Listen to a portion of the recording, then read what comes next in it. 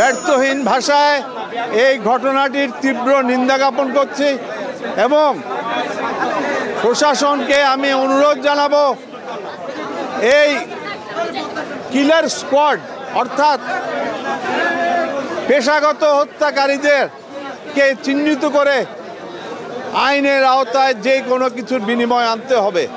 এরা যারা ঘটনা ঘটাচ্ছে এই দেশের চট্টগ্রামের বুকে এরা সব পেশাদার। আমরা সকলে জানি এই পেশাদাররা কার ইঙ্গিতে কাজ করছে। এটার প্রতিবাদ জানাই এবং সরকারের প্রশাসনের দৃষ্টি আকর্ষণ করতে চায়। তবে একটা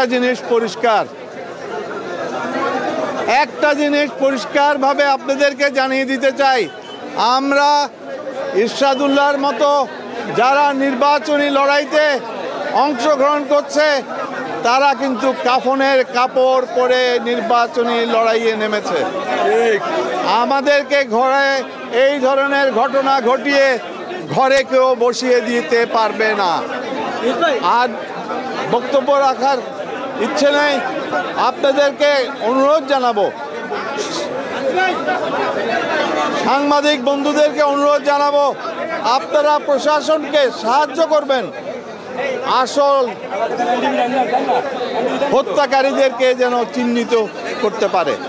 আপনাদের